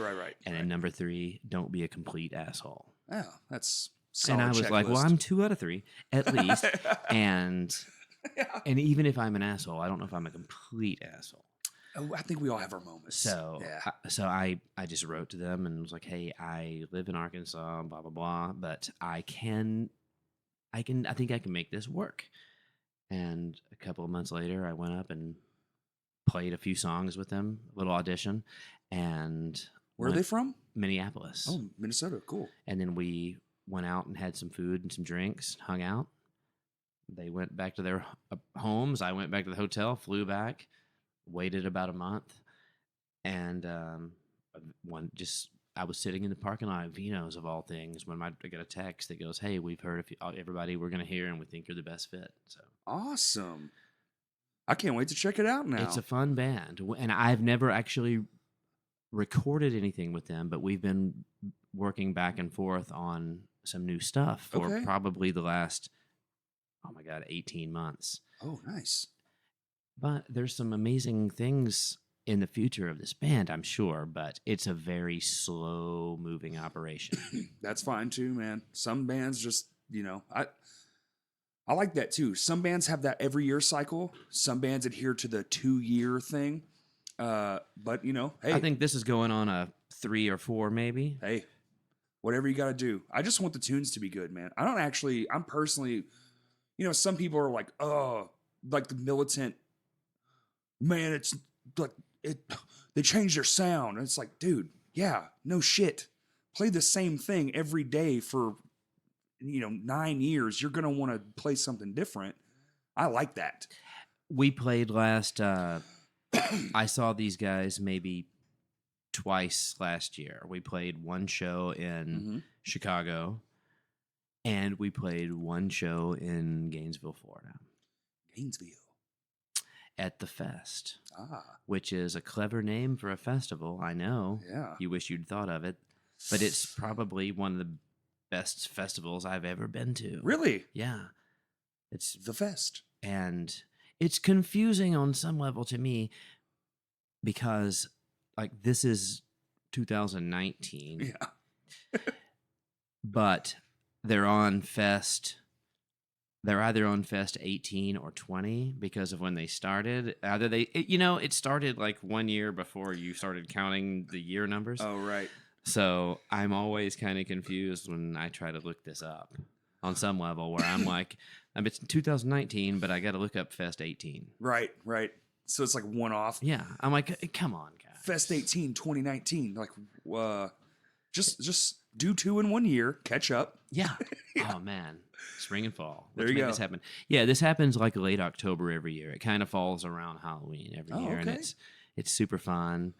I've seen some really great bands, like medium level bands, Against Me. Not that I'm not like some judge of what's large, medium, and small. I'm just saying bands that are successful bands that do very well. But there's some reality in that. That aren't they're not they're not playing a Verizon arena. When I think large, I think, yes, arena, and they have no issue putting 30, 40, 50, 60, 70,000 people in those seats. When I think medium, I think for myself, 5,000. 10 on a great day. On a great night in your hometown, you did a 10 cap. That's awesome. Well, I'd say if that's the scenario, then these are small to medium bands. Small to medium bands. Club bands, Mm-hmm. great punk bands. Love a good punk all band. Just concentrated in one area for a couple of days. It's called the Fest. The Fest. It's one of the bests. They should have called it the Best. The Best Fest. You can trademark that. Yeah. I'm buying the domain name right now. .com. Everybody back the fuck up. The Best Fest. Brought to you by Jeff Matika. So you're playing with this other band. So did you... I'm trying to get a feel for it. So did your goal shift from... So you have 3 kids. That's pretty real. There's no fake in that. The Banner Pilot thing happened way after I had left the IT job officially. Oh, okay. But that's just where I discovered them. I didn't know if maybe your goal was like, you're sitting at a desk one day and you're like, if I was in enough things. Sorry, I interrupted the good. flow of that to ask for another beer. If you're in enough things, even if they were small to medium, yeah, my favorite sound. Everyone always tells me it makes them want beer when they hear it, so that's why it's like my thing now. Because I have friends that sort of do that. They'll be in 5 bands, and it's like I can make a living in these 5 bands. It's kind of a motherfucker to be in 5 bands, but I get to do what I love. Well, I kind of had just resigned to the fact that I was going to be a dad and a husband and work at this IT job, which I was happy with. None of this stuff made me unhappy. Right. Continue to play music locally, but that was just kind of going to be the thing. Right. and I was able to play a lot of shows in clubs, and even though the music career didn't really pan out the way I wish it had, at the moment, it was still like I was happy with everything, and I was excited to go home and wake up and all of these things, and then one day while I was working there, my buddy Jason White called me and asked me if I would be interested in auditioning to play with Green Day, and I thought he was kidding. Of course, man. They've had a handful of supplemental musicians over the years. They had traveled with. Jason's been playing second guitar in the band since '99. Right. And I knew him from here. Actually, he was living in Little Rock at some period right before he joined with Green Day full time, and I had broken my wrist, so he actually played in Ashtray Babyhead for a few months probably. A few weeks worth of shows, but over the course of several months. Right. So we had a relationship just from that, and at some point 10 years ago, Green Day decided they wanted to add a third guitarist who could sing high harmonies. Right. And because of Alice in Chains, I learned how to sing harmonies. How it all comes about back, that? right? I just, it was a comfortable fit. And I knew Jason, so once I realized he wasn't joking, I was like, and I got the okay from Angie at the time. Right. I was like, okay, I have to, and even she even said it. I never thought I would get the job, but she said you have to go and try because you can't sit here and wonder forever, right, what would have happened if you didn't. That's the curse of a creative. You know what I'm saying? Like I'm married. I know some of those struggles, not the kids thing, but like this, we're in my bedroom. We're in what used to be my bedroom, and you have to take these leaps that. And for your own self-being, there's one thing I hate the most. It's questioning, did I make the right decision? And I don't know if I would have questioned it in a way that would have wrecked my life. Not necessarily but I would have always wondered. I would have always wondered. And I think I just decided I would rather go and at least, it's like, hey, trip to Los Angeles, meet the guys. Yeah. It could be, what's the worst case scenario? I have a great weekend. Exactly. Yeah. And I was... knock on wood, I was fortunate enough to meet that band when they came through here as Foxborough Hot Tubs, and I got to work with Trey, drum tech all day. Was their first stop, and it was like, wow. I saw them that night, met them that night, and this audition opportunity came along about 4 months later. Really? Mm-hmm. But so I went out and gave it a shot. And somehow got the job. I mean, I got goosebumps. It was the vocals. It was that Jerry Cantrell. That high harmony. It was just... No, I'm just kidding. I have no idea what it was. I was well, super nervous. And I was super nervous, and I'm sure not as clever as I like to think I am. Just awkward. But well, and it seems that it's worked out just fine. 10 years later. I can't imagine has that really been 10 years? God. I still talk about that Foxborough show like it was yesterday. That was one of the coolest things. It was one of the most exciting shows I've ever been a part of in this town. Thank you. There's so this the vibe in the room. The people in the very back of the room were screaming like they were on the stage. Yes, that's what. Oh my God, it's to be of that caliber. There's a certain amount of charisma. You just have it. I feel like you have that or you don't. You're born with that kind of shit. And when the day was going on and I was there working, and I didn't even know that's who that was until they showed up. No one told me. I had no clue. And then I'm like, okay, this is And even if insane. you hear the name, you don't put two and two together if you don't know. Oh, yeah, I didn't know. And then we're standing there in a semicircle. You know how they do the crew call. Yeah. All right, everybody, this is a thing. And one of them raises their hand. They say, all right, who's a drummer? I'm a drummer. You're with him. Trey, cool. And I'm like, what? That's amazing. And the friendliest Yeah, man on the planet. And they made it so easy yeah, because they never they were just genuine and friendly and real from the very beginning. and that goes all the way. People listening, that really is the sauce. I was sitting there shaking damn near. Like Dookie was the first album I ever bought as a teenage kid. Like, holy fuck, I'm working with an idol. Oh my God. I can't wait to tell everyone I know. And then later on at night, we're partying with these people. And the whole time, the nicest, super professional, we're sitting there talking. I still have them. He gave me an entire set of drum heads. He goes, "You're a drummer. What kind of kit do you play?" I said, "This exact one. I play all this." And he was like, "Are you kidding me?" "Nope. Here you go, man. Here, have these." Nicest. And everyone else was so friendly. The crew that came later was the best. It was...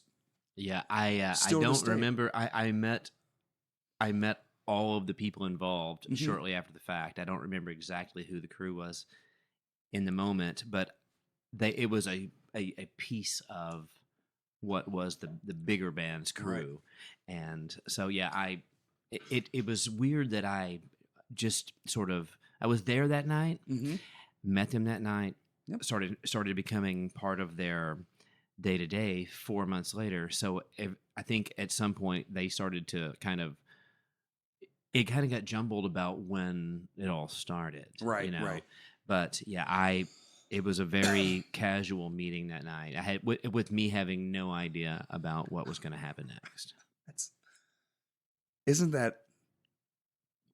And even then, it might not have happened had Ashtray Babyhead not played a Christmas show that year. Yep. And Jason came home for Christmas to spend time with his family, came to see us, saw me singing and playing, thought about it when he got back home in the rehearsals, and they started questioning who should they get, who should they invite out to audition. And he was like, "Well, I know a guy," but he had just seen me, so a lot of things fell into place that made it possible. To bring it back, the universe just kind of putting I kind of subscribe to that more. Like the universe sometimes just lays things out even without because when you look backwards, you're like, oh shit, if that would have never happened, none of this would have happened. This one singular moment. I broke my wrist horribly, and in 97, Skateboarding? being drunk and falling off a loft. Close. 3 surgeries, but Oh at that point, that's when I met Jason, and he filled in for me, and we hung out every day. Yeah. On some level, because we were practicing. The band was practicing so much, they continued to do it. Right. I was still there. I lived in the house where we rehearsed, so it was just I was always around. We became friends. It kind of was a stumbling block for Ashtray Babyhead as a band, me to just take 6 months off. But had that not happened, then that relationship wouldn't have been formed. And then crazy. blah, blah, blah. So was breaking my wrist The reason? The kind of the best thing that ever happened to me? Right? I don't know. I mean... Kids, break your wrist and see what happens. Just get... I thought it was a skating thing. Just get drunk, like maybe fall off a curb. I'm going to tell people from now on that it was a skating thing. That's what I would do. Say it was at Judd's place. What was his place? It wasn't the Stadium. Shit. It was just called Ferguson's. Ferguson's. That's it. Yep. Yeah. Yeah. Say, I was at Ferguson's. Played a show. Fell. I was skateboarding while I was playing guitar. I'm super cool. Yeah.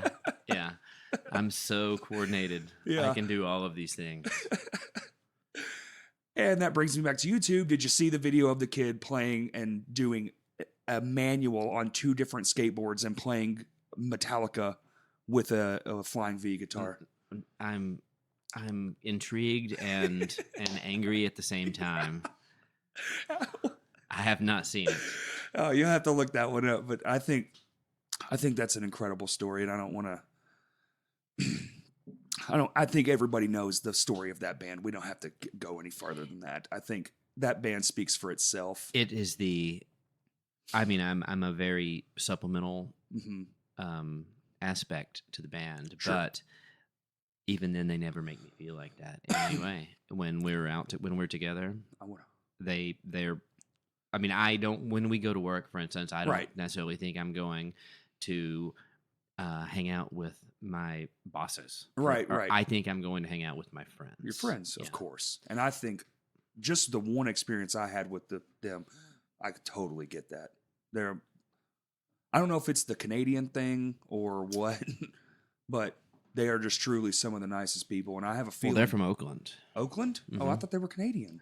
Well, you would think so because of their French accents. I'm just Ah. kidding. No, they're from Oakland. Wow. We can edit this, right? That's I'm just fine. kidding. That's fine. I'll look like an idiot. I really thought they were Canadian. No. Oakland. I don't think they would be comfortable saying American Idiot if they were Canadian. I mean, it almost makes it better. Most people do. Yeah. No, at this point. They're not. But they're not even technically from Oakland. Oakland's where the band started, but they're all from Different places. Northern California. Okay. But thereabouts. That's even better now. My whole perspective has changed because I don't know why I thought that. But And then Jason White, who is the guy who has been with them, like I said, since '99. right, He's a North Little Rock guy, Dogtown boy, that's right. and he is a skater. And he's never destroyed his body is in way better shape than mine. Well, as far as his bones are still a lot more intact. Milk, maybe. Maybe He so. needs more milk. Shit. Sorry. The internet has ruined me. Milk. Yeah. I only drink milk like 2% of the time. I don't think I have had milk in That's years. a milk joke. Yeah. No. Oh, man, you got me. You're welcome. Thank you. Everyone's laughing at my complete stupidity at this point. That's fantastic. That's okay. I'll be here all week. I've got more. How many milk jokes do you want? I need at least 7 more milk jokes. Oh my God, my doctor's office is calling me to remind me of my appointment, and please tell me it's not tomorrow. Do you mind if I? Yeah, go ahead. I'll cut it out. It's just going to be a recording. Hello? Press 7. If it's, I need to find out if this is tomorrow.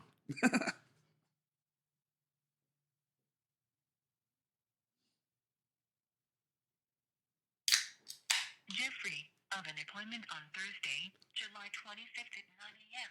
Where? Dr. Moore. Thursday. I can do that. Dr. Moore. Yeah, they, I'm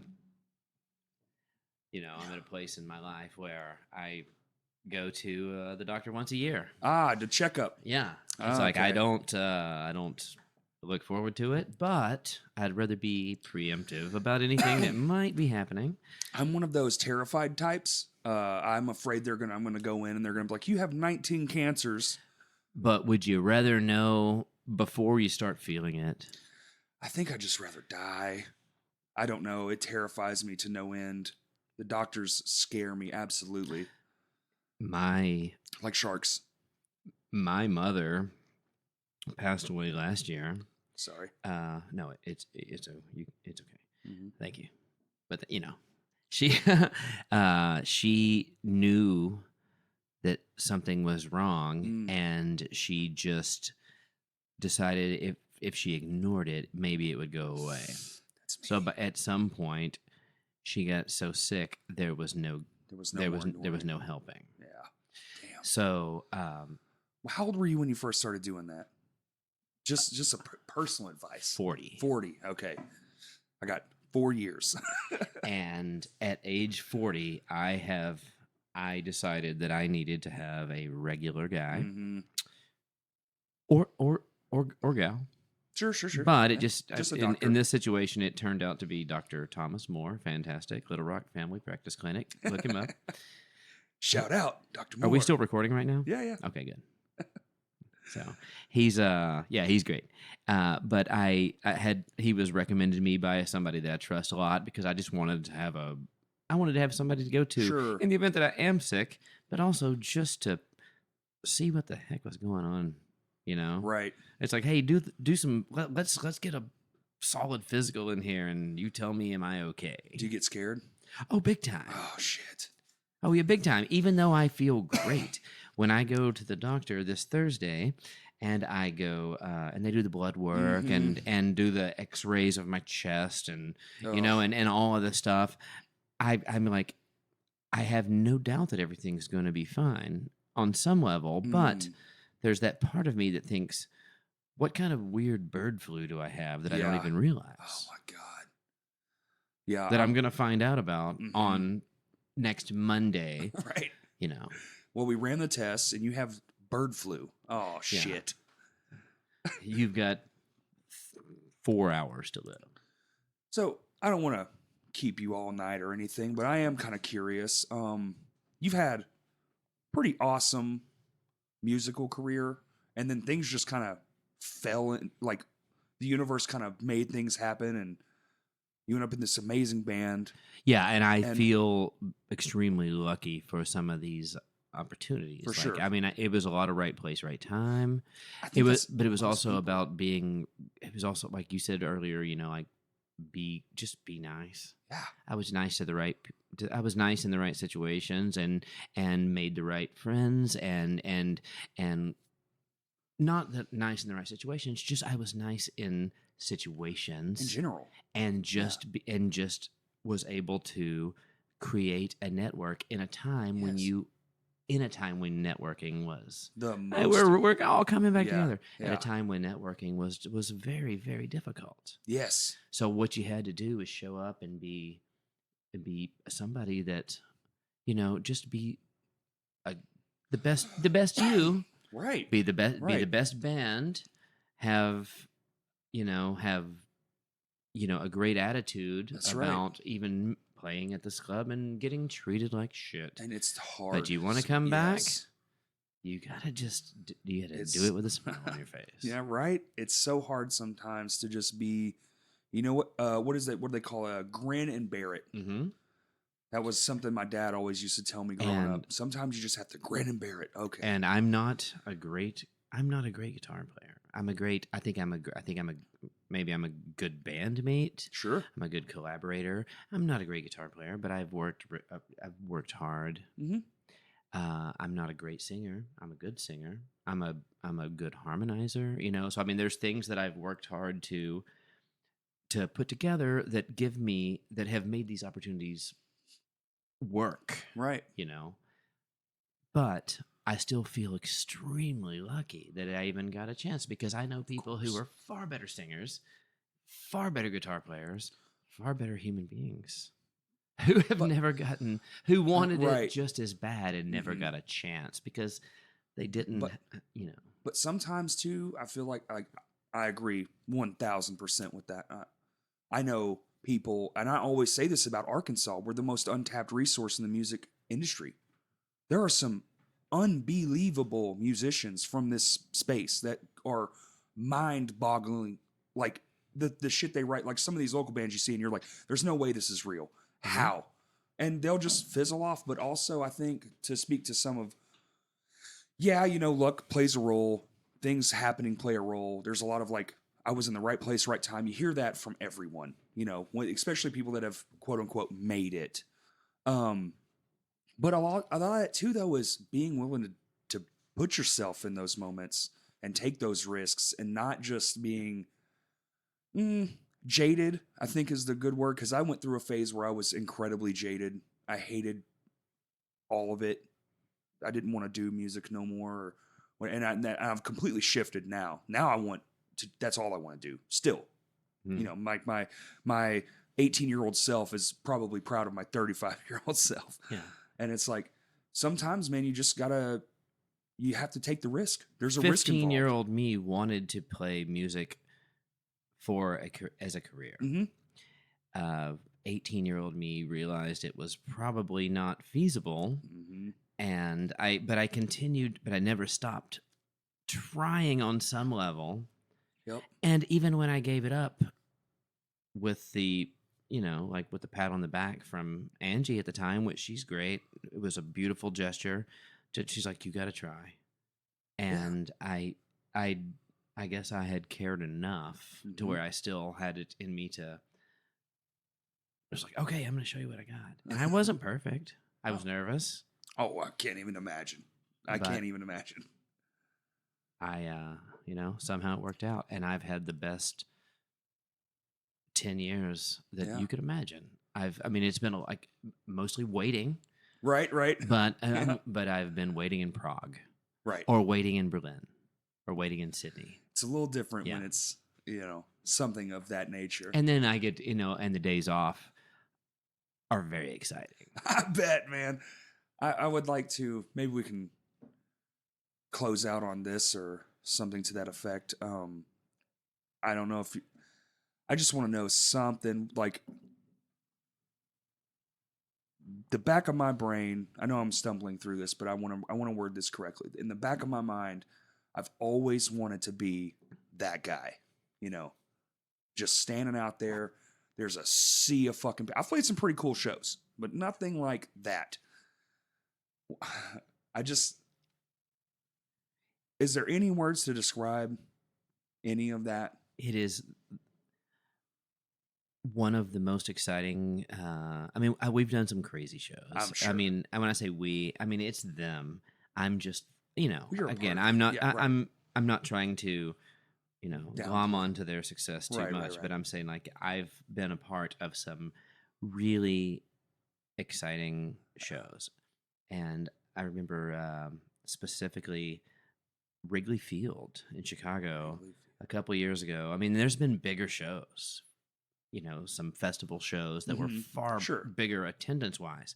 But that being such a special place, Mhm. and just seeing like at one point, you remember when people used to hold lighters up, Oh yeah, and now it's the cell phone the lights. cell phones. But that place was lit up like a day game with cell phones at one point.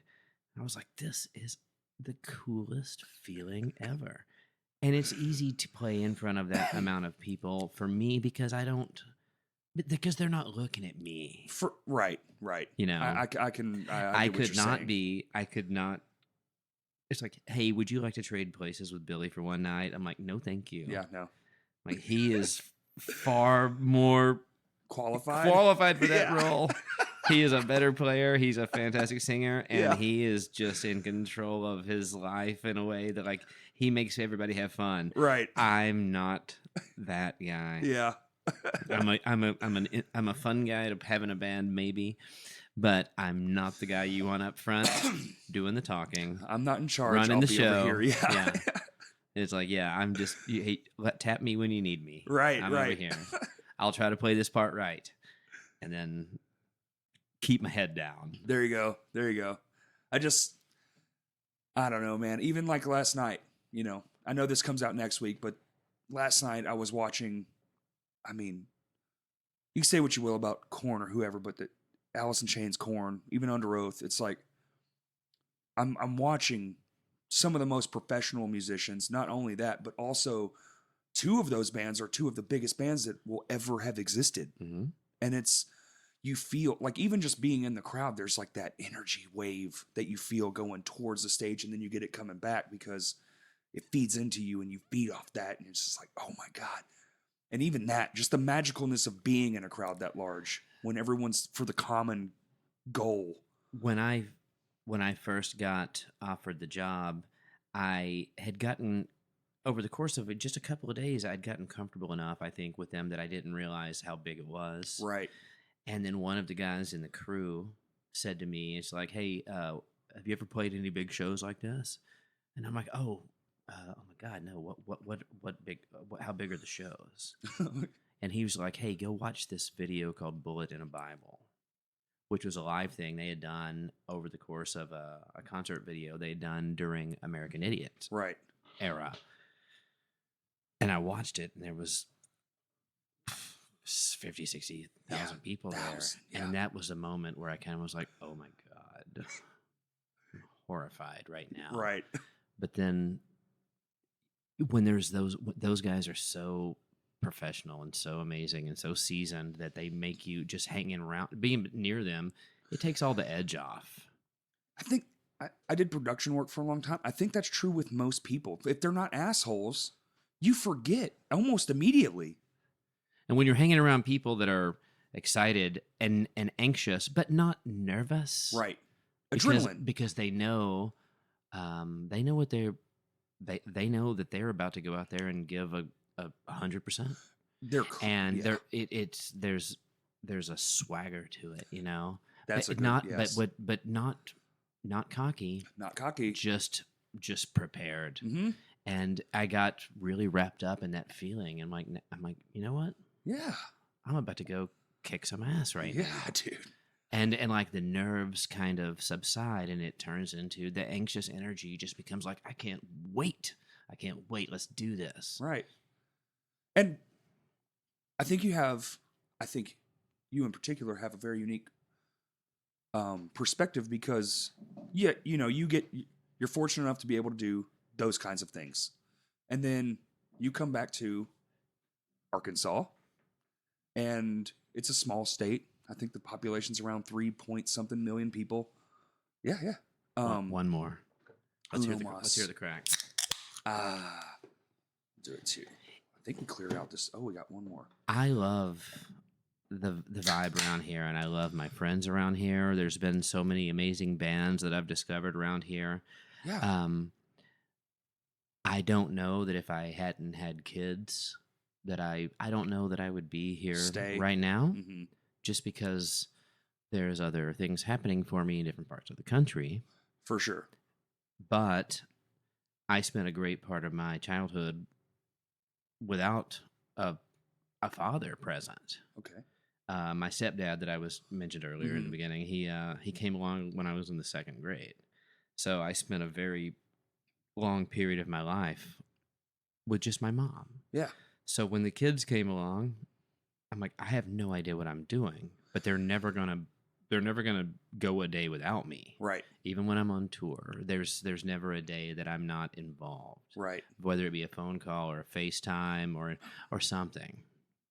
That's awesome. But I see Arkansas as being part of my life for the next few years to come. Right. Because of, you know, who knows what happens 2 years from now, 3 Right, years from now, right. 4 years from now. But for right now, this is my home. I just think that's such a unique, I mean, and not to mention, you know, like you said, every now and then your original band who started doing stuff the weird path that you took and afforded you all these things that you still get together. CT hit me up about an Ashtray Babyhead show today. He's like, hey, There you go. He's just like, hey, no big deal, but crazy idea. Yeah. What if we do this? And it's months away. So, CT. so I would love to write back and go, yes, we're in. But I don't know what the hell I'm going to be doing 4 months from now. Exactly. It's like, well, talk to me in 4 months. I'm a bit on the whim of some other people. For sure. So I was like, let's book it right now, yeah. but also be ready to book something else. Also be ready for the whole show to get scrapped completely. Yeah. I would love to play in, and I would love to do more projects locally. Yeah. But I can't do anything serious because I can't obligate myself. Yes. To something in a way that was like, oops. Of course. I didn't realize I have to leave. But I do. And I think even to speak on that a little bit, like I'm in a few bands, and even when I'm like approached for a project or something, I'm like, yeah, but I can give you like 2 days a month. Mm-hmm. You know, I don't consider myself like the best musician. I feel like this year I got good at drums after 20 of them. Yeah. No, I've owned drums for 5 years. It sounds like I just bought them. Yeah. I'm a great air drummer, though. If you ride around the car with me, you'll see. He's like, wow, this guy knows he knows where all the drums are. We're gonna start a YouTube channel, Air Drumming with Matika. But you put the actual drums in front of me. I can play okay drums for about 20 seconds. Fair enough. And then I'm like, God, I'm tired. Yeah. My arms and legs hurt. Cardio. Good Fuck Lord. that. Yeah. Well, I'm good. Are you good? Yeah, you tried to wrap this up like half hour ago. Hey, and I that's just kept okay, running man. my mouth. I could talk to you all day, man. I'm sure you have all the stories, but Well, let's turn this. I'll turn the mics off and I'll take my shirt off. perfect. All right. It's a party now, and everyone listening, you don't have anything to promote. I have the Jeff Matika show on YouTube. You It's- do? Yeah. What the fuck? Hold on. This is the most notes I've ever taken in a single podcast. Oh my god, no! I don't really want I don't even want to promote this because it's so hokey and maybe unfunny. Do you critique albums?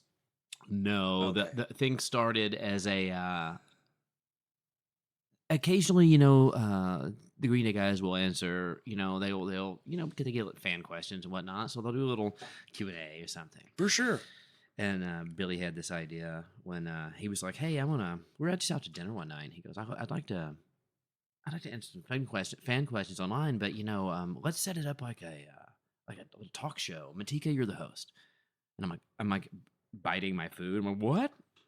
I'm a host now? He's like, "Hey, we're gonna make a talk show. You're gonna be the host, and you can ask me some of these questions, and we'll Okay. film it and put it on their fan site or whatever." I'm like, "Oh, okay." But then behind the scenes, we just ran with it and decided to turn it into make it like a. We built a little set on the fly. We got some stuff, we made it. We compiled the questions that we wanted to ask, plus some ones that we just wanted to chime in. We edited the thing. We added laugh track. So we turned that hour-long interview Right. into 3, 5 or 6 minute little episodes of the Jeff Matika show. Well, all right. And that's how we released it. And then Mike was like, that looks fun. Well, I want to do it. Yeah. So we did a few episodes with him. Then Trey was like, "Oh my god, I this you looks go. hilarious. See? I want to See? do this." And then I did Jason White. And then we're like, "Okay, well, where do I go from here?" So I started going after to interview the bands that were out on tour with us or around. I did one with Matt Skiba he was just Alkaline Trio at the time. This Mhm. is before the Blink thing. And then when the Against Me guys were out with us, I say the Against Me guys because it was James and Adam in the interview, and but it's just a way to kill time Yeah. on tour, and What it's a- super funny to us.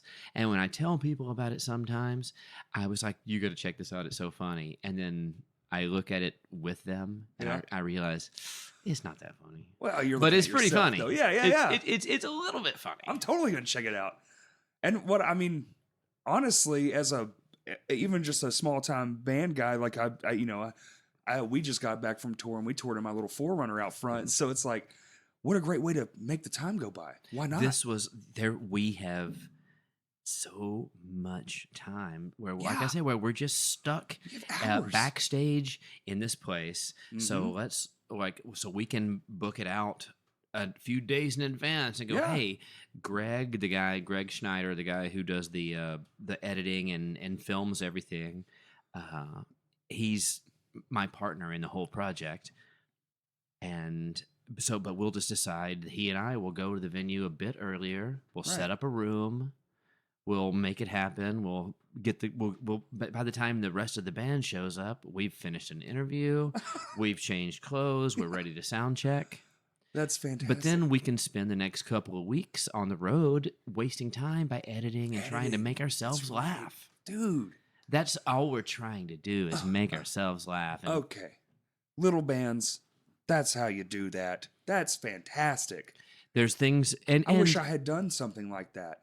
Because like what you say, you go to a pizza joint and you just sit there and Mhm. twiddle your fucking thumbs, have a Miller Lite, and that's your day. We don't promote this I don't go around promoting this in a way that because I'm so proud of it because of its artistic integrity. Right. It's just It's something fun. that's so fun to do, and it makes me it makes my my whole life work better just having something to look forward to Right. instead of what am I going to do? I guess I'm going to go to my room and take a nap because it's raining outside. Mm. Or you know what? I can go to Greg's room. We can sit up and just This try to entertain ourselves. And I love it. and I don't know how much video editing you've done. He's the guy who's great at it. I'm the one who just goes, "What if we do this? Yeah. What if we do this?" And then he makes it happen. But if there's something that's kind of funny, Mm-hmm. a little funny, and then you add a laugh track at the perfect time, Right. you know what? It becomes insanely funny. Yeah, hilarious, right? Yeah. Because you think, oh, I'm supposed to laugh here. They do that on. There's a YouTube channel. They remove laugh tracks I've from seen stuff. it. I've seen it. And you're And- like, it's sort of funny. Like, is this even real? Sort of. Yeah. I And then saw you- one with the Big Bang Theory, Ooh, which I don't even think is funny with the laugh track. I don't either. However, with the laugh track removed, I was like, how are these people even delivering lines? Thank you. Because there's no jokes really. there's no jokes. It's just banter. There's no joke there. It's yeah. All right. Well, hey, I'm sorry I kept talking. No, but, you're fine. I think that's fantastic. I can't wait to watch. And now I'd like to promote my lawn mowing business. Yes, Matika Lawns, 473-8270. Don't call that number. I just made that up. Yeah, That it's could be- 867-5309. Mm. Ask for Jenny. Well, I'll do my typical call off. We're on the social media networks, Crashcast Pod, and on Twitter, Crashcast Pod 1, and we're actually using Twitter now, so that's fantastic. I'm pretty bad, and Kurt is our new producer, and he is helping me immensely. I enjoy Twitter. I find it to be the funniest of the Yeah, I just social media networks. find- Even over Instagram, where you get like the instant gratification of visual comedy Yes. or videos, but Twitter is you have an opportunity to be actually clever there. Right. It's- So the people that I really tap into are people that really make me happy with like legitimately deep Right. comedic sensibilities. Yes. That's my Twitter feed for the most part, minus my band friends and all that Yeah, stuff. yeah. You know, it's like an all Occasionally, you have to see Spencer Vincent promoting Go for Gold again. Shout out Spencer. Go for gold. Hey, they're playing soon. Actually, that show will be attached to the beginning of this podcast because for the first time ever, I have sponsors. So, Oh my God. I'm just Yeah. kidding about them promoting all the time. They don't do that. They're a band No. you've probably never heard of. he promotes it to me. He I'm sends just- me the message, and I'm this- like, yeah, I know I'm going to be This is there. when we were talking about earlier, like how difficult promoting was back Mhm. then. There's moments where I'm just like, my God, these guys, if they were working for like, some big corporation doing putting that amount of effort in, they'd be making hundreds of thousands of Thank dollars a you. year. Yep. But instead, they're going to do it in a band and live on scraps for a while. But the artistic integrity aspect of it is very rewarding. But to speak very highly of a bunch of youngsters, Mhm. I've never seen anything quite like what they're doing, and it is the most impressive. It's very nice. Yeah. I'm going to try to get Spencer to move into my house when I go back on tour. Spencer, live there. Okay, everybody. Babe, are we good? All right. Spencer, you have to take care of my cats, though. It's okay. I think he's a cat person. Okay, good. I can see that. Yeah, me too. All right, everybody. Thank you for listening.